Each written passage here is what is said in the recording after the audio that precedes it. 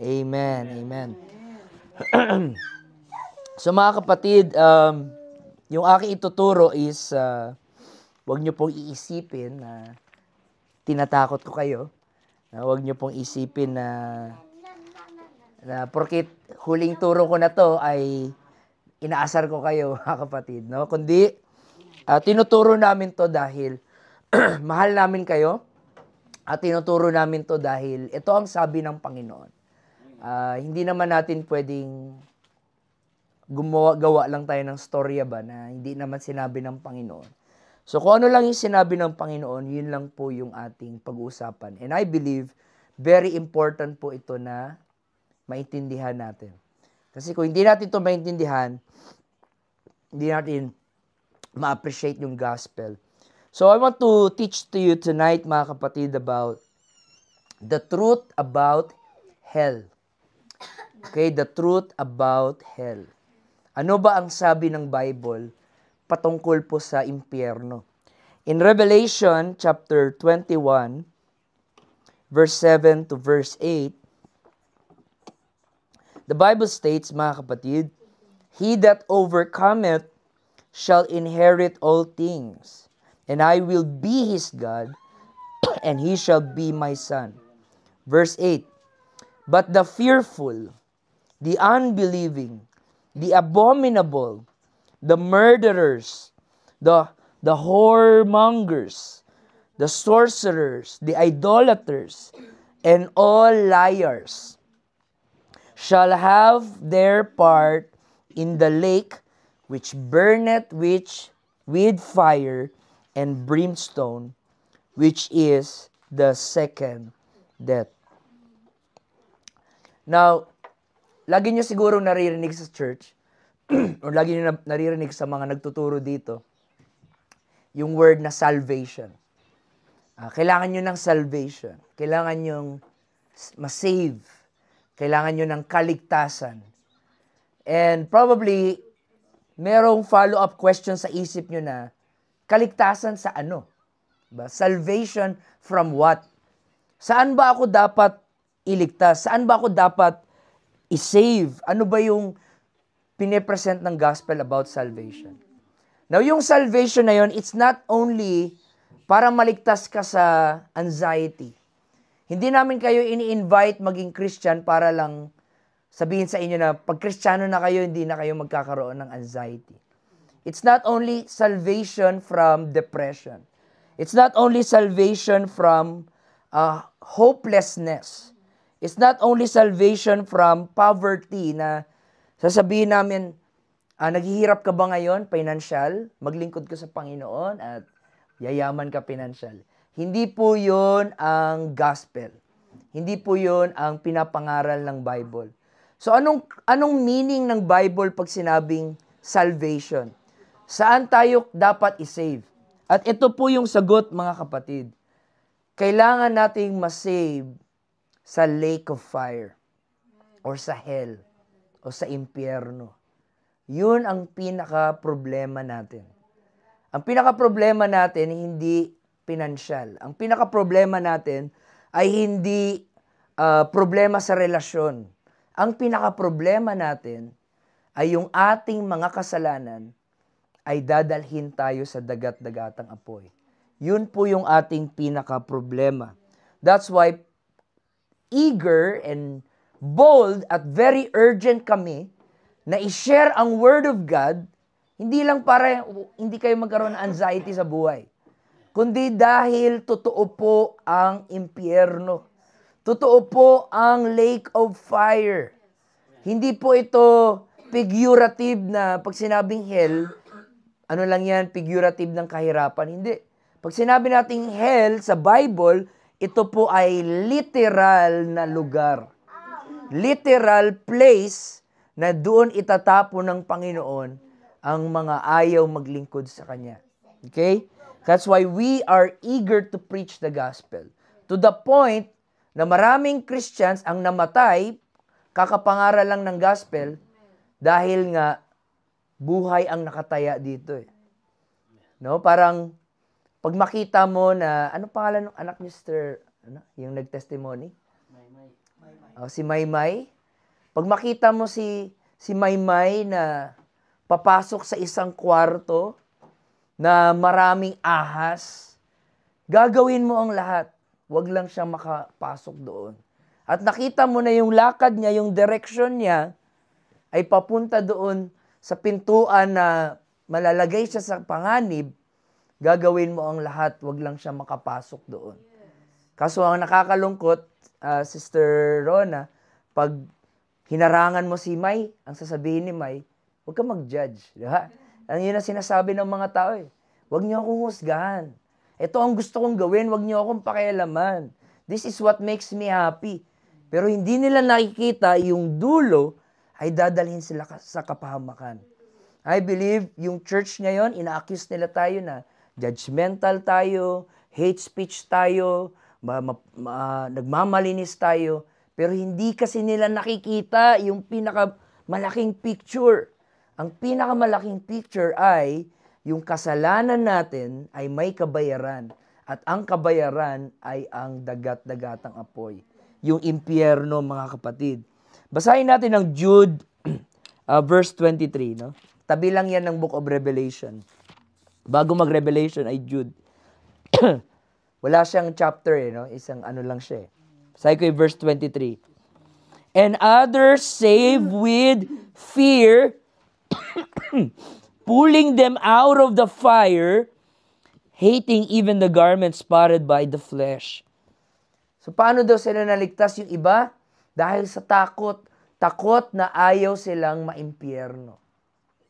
Yun na lang ang isipin mo eh. Huwag mo na isipin kung anong denominasyon ko, anong relihiyon ko. Ang isipin mo, ayokong maimpyerno. For God's sake, ayokong maimpyerno.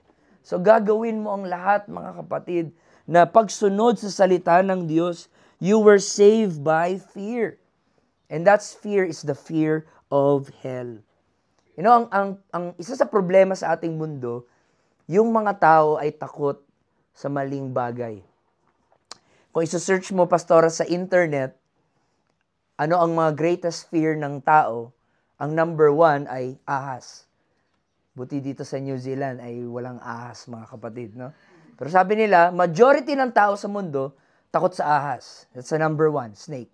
Then marami pa iba, may spider, and then may clown, takot sa clown, takot sa malalim na tubig, na madilim. At alam nyo, nakakalungkot, mga kapatid, wala ni isa doon ang mayroong sinabing takot sila sa Diyos. Mas takot pa sila sa ahas, sa gagamba, sa aso, sa malalim na tubig, pero walang takot sa Diyos. This is the reason why yung ating mundo ay punong-puno na ng kaguluhan dahil ang mga tao ay wala ng takot sa Diyos. Lahat sila gusto na nilang gawin kung ano yung gusto nilang gawin, mga kapatid. And alam ko, mga kapatid, na lahat tayo, ang kinakatakutan natin sa lahat ay kamatayan. Aminin man natin o hindi. Time to time, nagkiklik yan sa atin. Kailan kaya ako mamatay, no? Paano kaya ako mamatay, no? Tapos napapapikit ka, Lord, sana, Lord, wag naman yung matay na naputol-putol yung katawan ko, Lord, sana. Time to time, nagkiklik sa atin yung reality na, mamamatay nga rin pala talaga ako. Lalo na tuwing may funeral, diba? May libing.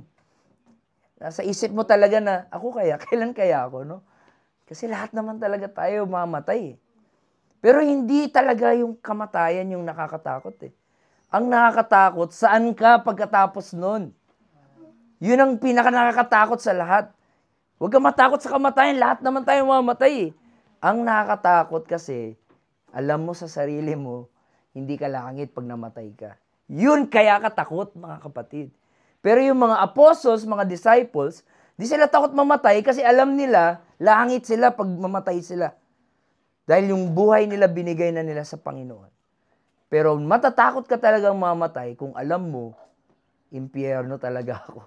Pag nakita mo yung mukha mo sa salamin, Diyos ko po, mukhang may impyerno talaga eh. Dahil sa kasalanan at kasamaan, mga kapatid. So we need to have this realization na, Lord, oo nga pala, Saan nga pala ako pupunta after mamatay? Narinig ko yun na testimony ni Ninong sa Rangiora ba yun or saan? Sinabi niya na we are so worried about our life here.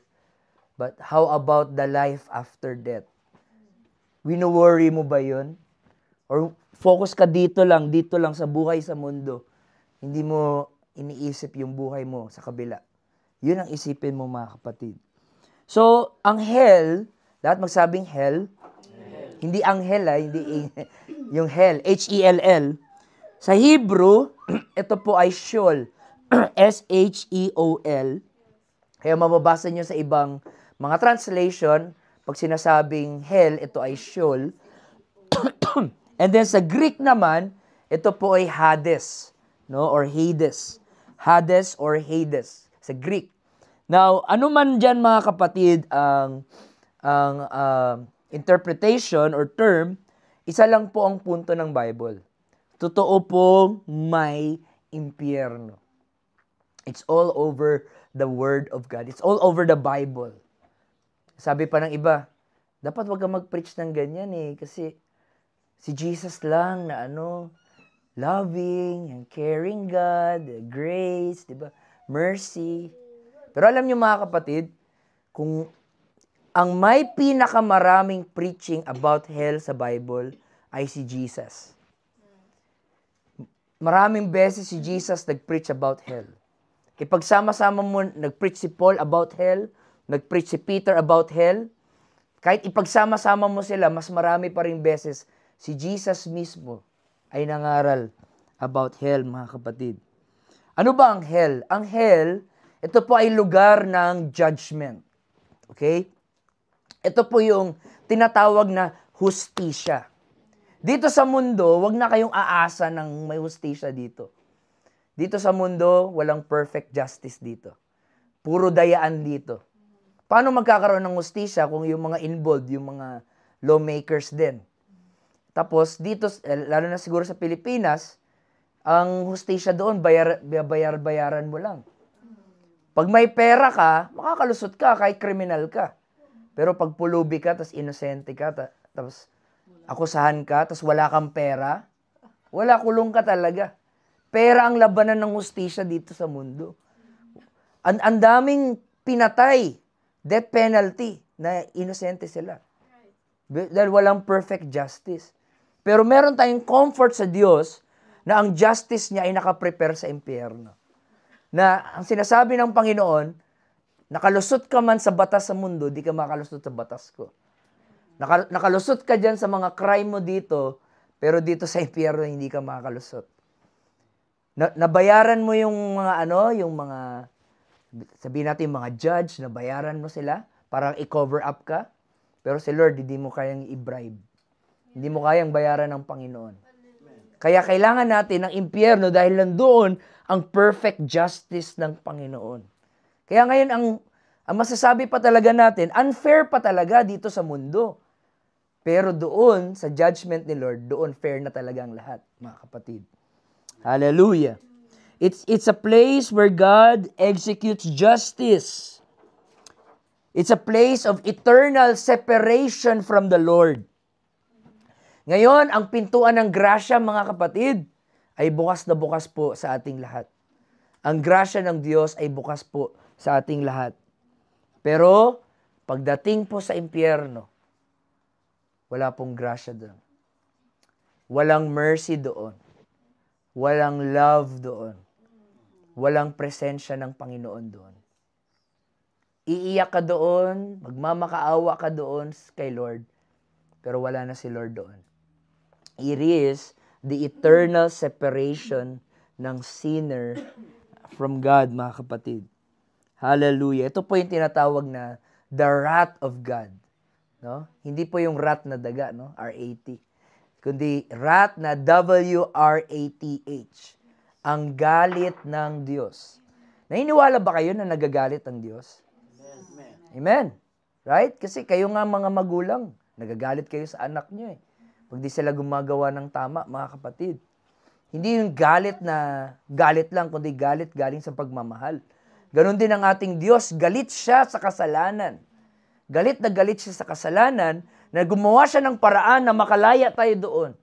Pero yung mga tao na ayaw pa rin lumaya sa kasalanan, may lugar na ni-reserve ang Panginoon. Doon niya ibubuhos yung kanyang galit. Now, sagutin natin yung tanong na, bakit ba gumawa ng impyerno ang Panginoon? Di ba Diyos siya ng pag-ibig? Di ba Diyos siya ng grasya? Meron bang Diyos na mapagmahal na gagawa ng impyerno? Now, basahin natin ang sabi ng Bible, bakit gumawa si Lord ng impyerno. Sa Matthew chapter 25 verse 41.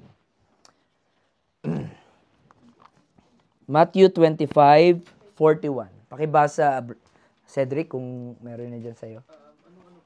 Matthew 25:41. Pwedeng Tagalog, pwede ring English, kung ano mo dyan. Lumayo kayo sa akin, kayong mga isinumpa. Doon kayo sa apoy na walang hanggan, na inihanda para sa diablo at sa kanyang mga anghel. Okay? So, kanino daw hinanda ang impyerno? Para sa diablo at yung mga anghel na sumama po sa kanya. So, konting context lang, no? Si Lucifer ay dati pong anghel ng Diyos, ngunit siya ay nagrebel sa Panginoon. Marami siyang nabitbit ng mga kapwa anghel niya na tinatawag nating fallen angels.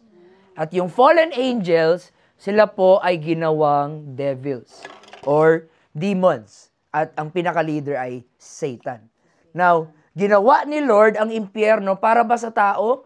Hindi, para sa mga demonyo at mga fallen angels. Okay? Hindi ginawa ni Lord ang impyerno para sa tao.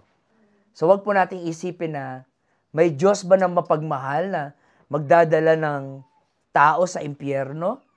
Well, una, hindi naman talaga yun ang original will ni Lord. Ang original plan ni Lord, ang impyerno ay para lang sa mga demonyo at mga demonita, mga kapatid, no, sa kanyang mga kasamahan. Now, bakit may mga taong may impyerno? Kasi itong si Satanas, alam niyo yung pakiramdam na pag talo ka, maghahanap ka na lang din ng talo din. 'Di ba? Maghahanap ka na lang. Halimbawa, may quiz tayo sa exam. May exam tayo ngayon. Tapos ang score mo 6 over 50. So maghahanap ka ng sinong 5, sinong 3. 'Di ba? So ang ginagawa ng demonyo ay naghahatak siya ng mga tao na dadalhin niya doon. Okay, basahin natin sa John chapter 10 verse 10. John 10:10. Pakibasa, Sister Shane.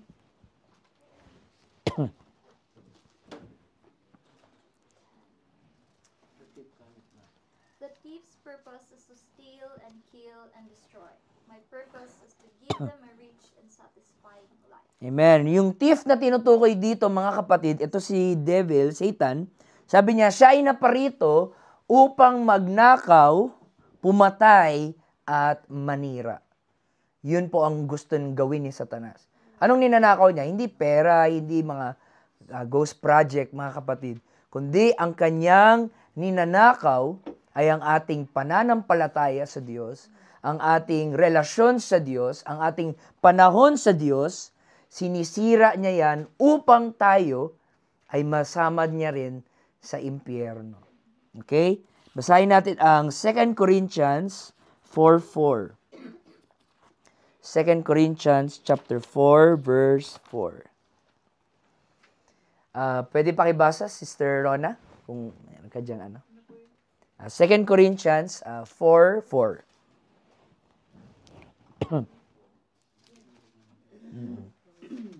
The God of this age has blinded the minds of unbelievers, so that they cannot see the light of the gospel that display the glory of Christ, who is the image of God.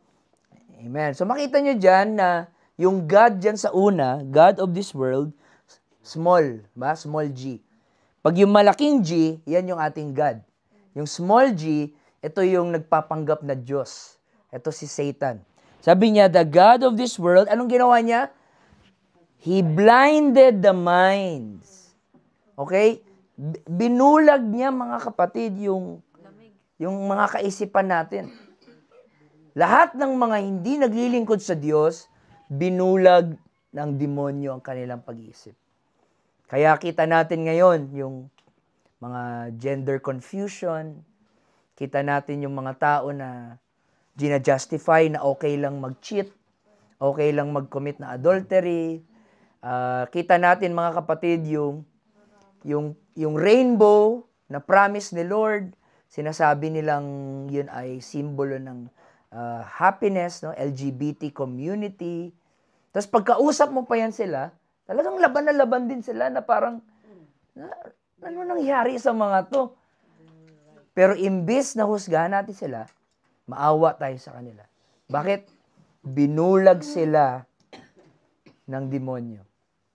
The God of this world has blinded their minds na hindi nila makita ang liwanag ng gospel ni Jesus Christ. Amen? That's why we preach the gospel kahit kanino. Because we are expecting, habang nangangaral tayo ng gospel, yung pambubulag ni Satanas ay dahan-dahang maaalis. At sila mismo na nakaupo doon, gaganon sila. Oo nga, no? Oo nga. Niloloko lang ako ng mundo. Niloloko lang tayo ng media, ng internet, ng TV, ng mga pelikula. Hindi to totoo. Ang totoo ay ang salita ng Panginoon. So yun ang ginagawa ni Satanas para dalhin tayo sa impyerno. Tayo ay kanyang binubulag, mga kapatid. Okay. Now, what is hell? Ano ang characteristic ng impyerno according sa Bible? In Matthew chapter 8 verse 12, basahin natin. Matthew 8:12. But the children of the kingdom, ito yung kingdom of this world, ay itatapon sa outer darkness, and there shall be weeping and gnashing of teeth. Gusto niyong ma-imagine ano itsura ng impyerno? Ito yung una. Madilim sa impyerno. Wala pong ilaw doon.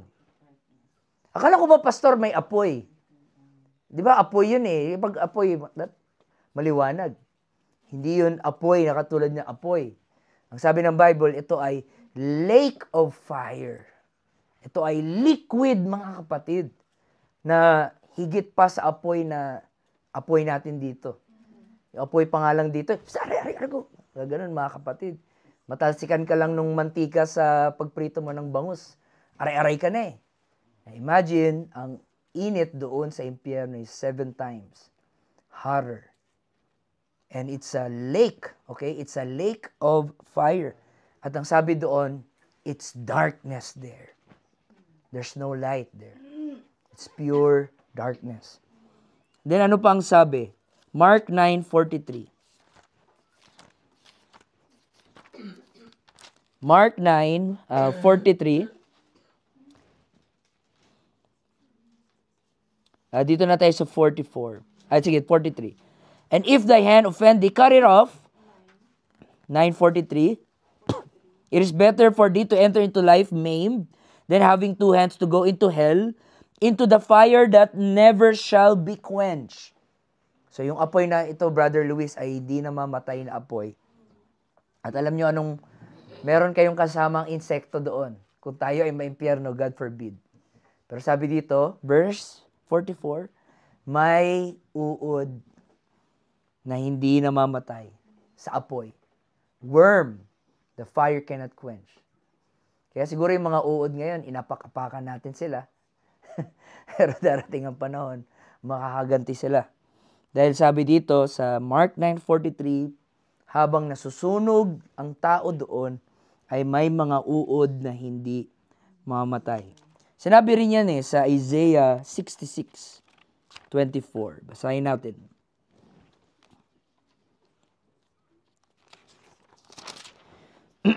Isaiah chapter 66. Old Testament, no? Verse 24. Pakibasa, Sister Princess. Verse 24. And as they go out, they will see the dead bodies of those who have rebelled against me. For the worms that devour them will never die, and the fire that burns them will never go out. Yeah. All who pass by will view them with utter horror. Alright? So, na-imagine na natin ang impyerno. Una, madilim. And then, punong-puno ng mga uod na hindi namamatay sa apoy. Right? And then, Revelation, chapter 20, verse 14, ito na yung description na tinawag ang hell as the lake of fire. Revelation 20:14.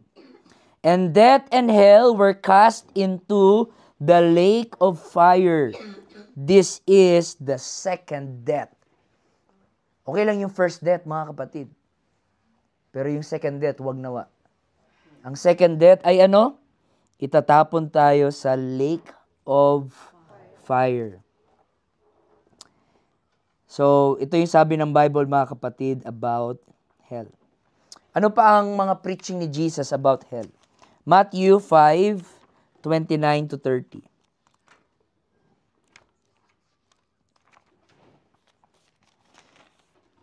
Pakibasa po, Pastora. Matthew 5:29-30. Sa Tagalog. Pwede. Okay, so ito po mga kapatid ay si Jesus, no? Si Jesus po ay nagpipreach about hell. At kung ang kanan mong mata ay nakapagpapatisod sa iyo, dukitin mo at iyong tapon, sapagkat may mapapakinabangan ka pa na mawala ang isa sa mga sangkap ng iyong katawan, huwag ang buong katawan mo ay mabulid sa impyerno. Verse 30. At kung ang kanan mong kamay ay nakapagpapatisod sa iyo, putulin mo at iyong itapon, sapagkat may mapapakinabang ka pa na mawala ang isa sa mga sangkap ng iyong katawan, at huwag ang buong katawan mo ay mapasa impyerno. Amen. Huwag nyo na kunin tong literal, no? Na sinabi ni Jesus. Putulin mo yung kamay. Mas mabuti pang putol ang kamay kaysa buong katawan ay mapunta sa impyerno, mga kapatid. No, hindi po ito literal, kundi baka mamaya sunod na Monday, wala na kayong isang kamay. Ito po, mga kapatid, ay figurative na pagpapakita na kailangan mong mag-sacrifice sa buhay mo, huwag ka lang maimpyerno. Sabihin, kung ayaw mo maimpyerno, may mga bagay na kailangan mong bitawan, may mga bagay na kailangan mong isuko. Hindi mo pwede ipagsabay, ang naglilingkod ka sa demonyo, lingkod ka rin sa Panginoon. You have to give up some things in your life if you want to be saved. Okay? So, sabi ni Jesus, mas okay pa daw na putol-putol yung katawan mo, na napunta ka sa langit, kaysa yung buo yung katawan mo, healthy ka, pero napunta naman din sa impyerno. Si Jesus nagsabi niyan. Matthew 10:28. Ito pang sabi niya. Sabi ni Jesus, fear not them which kill the body, but are not able to kill the soul. Yan, huwag kang matakot sa mga papatay ng katawan, kundi yung mga papatay sa iyong kaluluwa. But rather fear Him which is able to destroy both soul and body in hell. Yun ang isipin mo. Pag may mga tukso, Cedric, tinutokso ka ng mga kaibigan mo, gumawa ng kasalanan, sabihin mo lagi, basta ako, ayoko maimpyerno. Kayo, kung gusto niyo maimpyerno, tuloy niyo yan. Pero ako, ayoko maimpyerno. Mas mabuti pa na may panandaliang lungkot ngayon, langit naman ang bunga nito kaysa puro kasarapan ka ngayon, pero sa dulo, impyerno ang iyong buhay. At yung pinaka-masterpiece ni Jesus about hell ay ang Luke chapter 16. Hindi ko nababasahin to lahat, mga kapatid, pero kunin nyo na lang din for reference.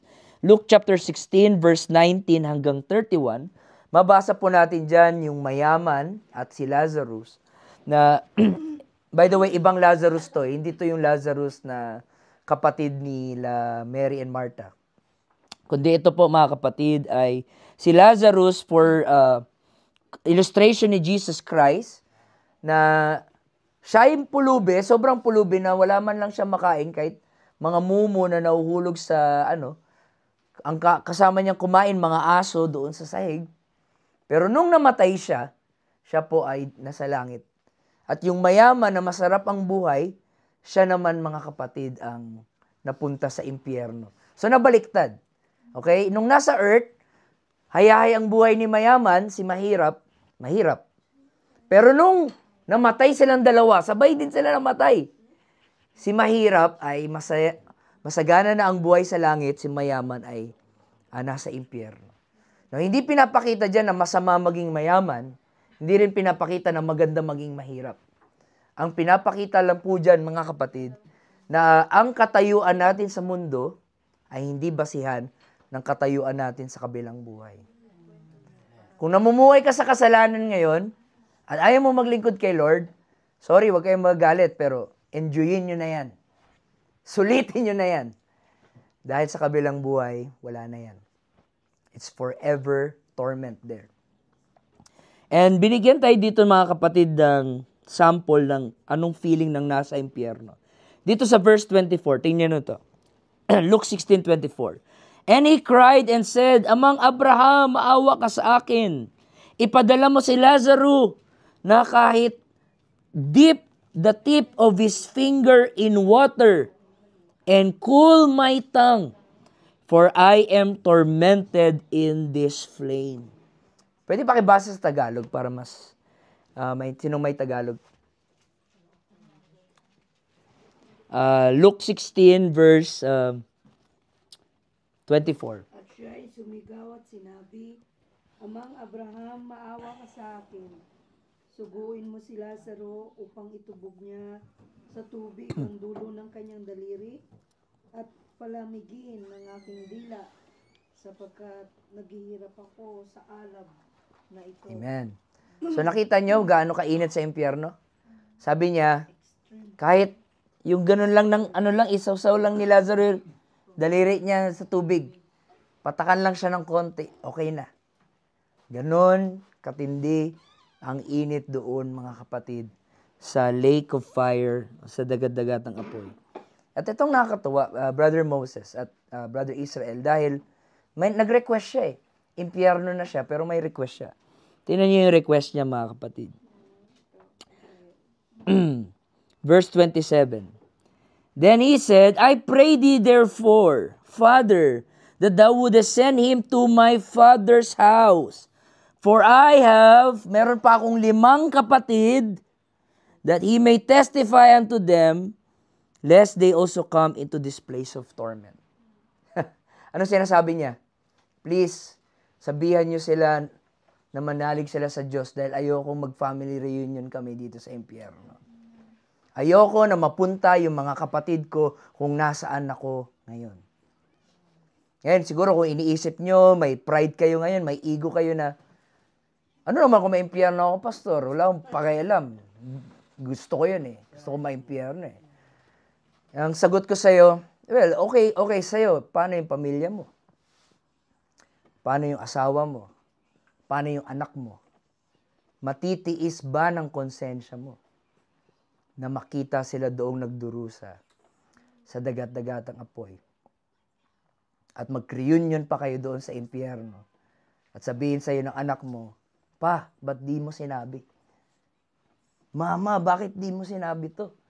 Na may ganito pala. Kasi yun ang request niya eh. Yung nasa impyerno eh. Pagsabihan na sila, mag-preach na sila. Pero anong sabi ni Abraham? Sabi ni Abraham, mga kapatid. Verse 29. Abraham said unto him, meron na silang Moses, meron na silang prophets. And verse 30, and he said, Nay, Father Abraham, but if one went upon them from the dead, they will repent. Kung merong galing impyerno at magte-testify, magsisisi yung mga kapatid ko. Anong sabi niya? Verse 31, and he said unto him, kung hindi nga sila nakinig kay Moses, at hindi nga sila nakinig sa mga propeta, hindi rin sila makikinig. Kahit mayroon pang galing impyerno na kunin muna at balitaan ng mundo na ganito kainit sa impyerno, hindi pa rin sila maniniwala. They will still not believe. And, I always look on it like sabi ni Jesus, yung pagbabalik ni Jesus ay parang araw ni Noah. Kasi yung araw ni Noah, wala naman nakikinig sa kanya. Sabi ni Noah, uulan na uulan, pasok dito, pasok dito. Pasok dito sa arka kay uulan, magbaha. Sus, yung mga tao, buang yan si Noah. Nung ulan pinagsasabi niyan, wala yan, gawa-gawa lang yan, storya-storya lang yan. Sa yung arka, sa tuktok pa ng bundok. Wala pang ulan nung panahon na yan. Hindi naman nakikinig ng ulan. Ano ba yung ulan na yan?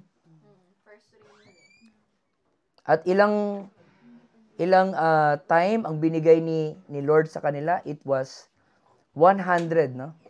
110 years to be exact, mga kapatid. So lahat doon, nung panahon ni Noah, lahat ay gangsta, lahat mayabang, lahat maangas. Pero nung pumatak na ang ulan, sinarado na ng Diyos ang pinto. Ayan, iyak sila lahat, mga kapatid. And ang pagbabalik ni Lord ay ganun. Ngayon, nangangaral tayo ng Jesus, nangangaral tayo ng rapture.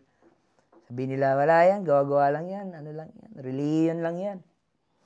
But wait, no? Just wait. The time will come, mga kapatid. So, bakit si Jesus nangangaral ng impyerno? Kala ko ba loving siya na Diyos? Why did He preach hell? You know why, mga kapatid? Because true love will never lie. Ang totoong pagmamahal hindi nagsisinungaling. Love does not rejoice in evil, but rejoice in truth. Kung mahal mo talaga ang tao, sasabihin mo ang totoo. Yun ang totoong pagmamahal. Yun ang totoong love. Sinasabi nila, akala ko ba love ang Christian? Bakit against sa mga bakla, against sa mga tomboy? Well, love namin sila, kaya sabihin namin ng totoo. Na ikaw, na nakadamit pang babae, lalaki ka. Kahit feeling mo babae ka, feeling mo nanay ka, lalaki ka. That's the truth. Magalit ka, you hate it, but that's the truth. And because I love you, I will tell you the truth. At ganun din si Jesus. Sabi ni Jesus, mahal na mahal ko kayo at hindi ko i-sugarcoat ang katotohanan. Sinabi agad ni Jesus ang katotohanan.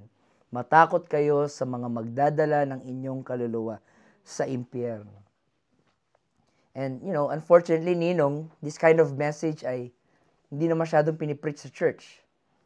Dahil alam, pag preach ang impyerno, baka wala nang magsimba next Sunday. Wala nang umattend. Lalo na kung mayaman pa yung mga membro, wala nang magbibigay. Pero ang calling natin is not to please the people. Ang calling natin is to preach the truth. Kahit tayo na lang mag-isa ang tumatayo sa katotohanan. Tumayo tayo sa katotohanan. Amen. Hallelujah. So if you love a person, you don't lie to them. Sino ang mga mapupunta sa impyerno? Nabasa natin kanina, Revelation 21 verse 8.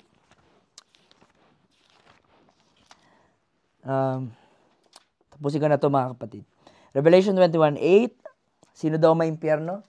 The fearful, the unbelieving, the abominable, the murderers, the whoremongers. Whoremongers, ito yung immorality, sexual act, and sorcerers, idolaters, and liars. Sinungaling.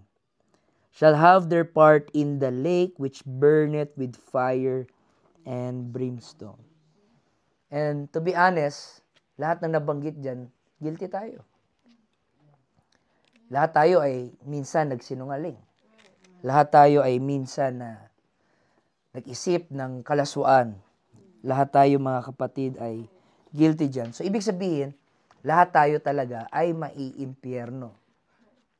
Theologically speaking. So, hindi, mali kasi pag-isipin natin na ang Diyos nagdadala ng tao sa impyerno. Hindi. Ang tamang pag-iisip, lahat tayo papunta na talaga sa impyerno. At nandito ang Diyos nagsasabi, lumapit ka sa akin, makakalaya ka dyan. Amen. Yun ang gospel, mga kapatid. 2 Thessalonians chapter 1, verse 8 to 9.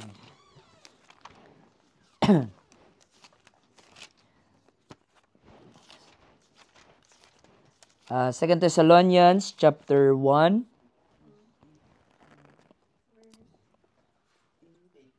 I'm sorry, 2 Thessalonians chapter 2, rather. Verse 8. And then shall that wicked be revealed, whom the Lord shall consume with the spirit of his mouth, and shall destroy with the brightness of his coming, even him whose coming is after the working of Satan, with all power and signs and lying wonders, and with all deceivableness of unrighteousness in them that perish. Sabi doon, they receive not the love of the truth that they might be saved. Preach yung truth sa kanila para sila ay hindi maimpyerno. Pero hindi nila tinanggap yung truth. Pinangaral yung truth, pero anong sagot nila? Don't judge me. Huwag kayong judgmental. Yun ang response nila. And for this cause, itong nakatakot, verse 11, God shall send forth strong delusion that they should believe a lie. Kahit si Lord, i-assist na si Satanas. Sige, tulungan kita sa pag-deceive mo pa sa kanila. Dahil sa patuloy na pag-reject nila sa katotohanan, si Lord na mga kapatid, ang nag-allow na sila ay lamunin na ng kasinungalingan. That they all might be damned who believe not the truth, but had pleasure in unrighteousness. Sino yung mga taong may impyerno? Yung mga taong mahal ang kasalanan. They love their sin. Not only they love their sin, but they proud of their sin. And not only sila ay proud sa kanilang kasalanan, but they also invite others to do it the same way. In some part ng bansa natin ngayon, maraming nagpo-promote ng tinatawag nila swing, na couple to couple, palitan ng partner. And gawin na nilang normal yon. Gawin normal yung incest. Gawing normal na magpinsan kayo, magkapatid kayo. And you do whatever makes you happy. Yun ang tinuturo ng mundo, mga kapatid. Kasi ayaw nila ng katotohanan. Sino pa? 1 Corinthians chapter 6, verse 9.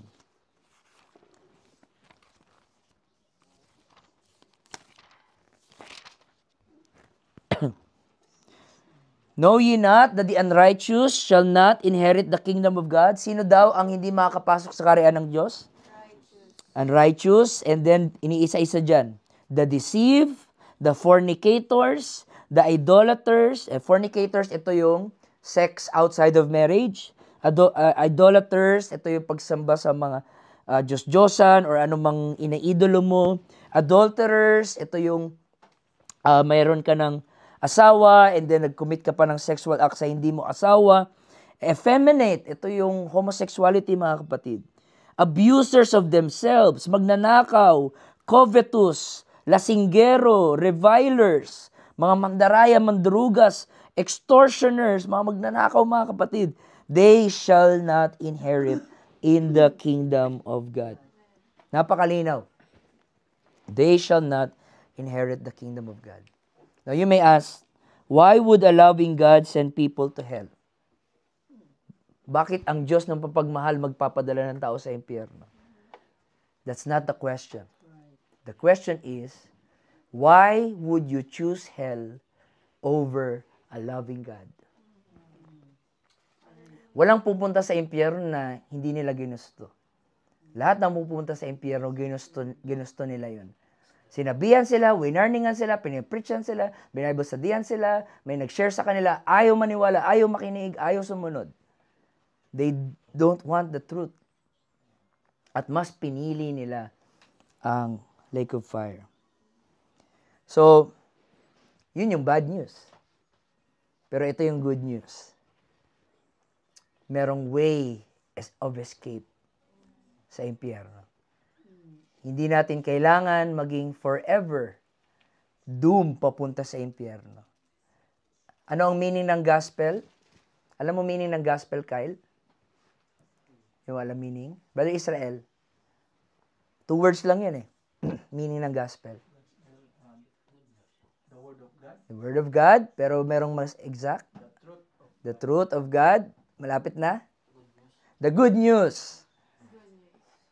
So, hindi mo maintindihan yung good news kung wala mo ng bad news. Ano ang bad news? Ang kasalanan mo ay dadaling ka sa impyerno. Ano ang good news? Andito si Jesus Christ, the Savior of the sinners. John 14:6, I am the way, the truth, and the life. No man cometh to the Father but by me. So, ang mensahe ni Jesus, kahit papunta ka sa impyerno, kaya kong baliktarin yan at dalhin ka papunta sa langit. If you put your faith in me, I will save you. Romans 6:23, for the wages of sin is death, but the gift of God is eternal life through Jesus Christ our Lord. There's a gift of God, eternal life through Jesus Christ our Lord. So yes, hell is real, but Jesus is real, and heaven is real also. Meron ding heaven, mga kapatid. Sa sunod na balik ko na lang yung heaven. Praise God. But I want to encourage everyone. Put your faith in Jesus Christ. Amen. And you don't need to go to hell. Kasi pag nasa impyerno na, kapatid, wala nang bawian eh. Wala nang second chance doon. Ngayon, pwede mo abusuhin yung chance na pinibigay ni Lord kahit paulit-ulit ka magkasala, patatawarin ka ni Lord. Pero doon, no.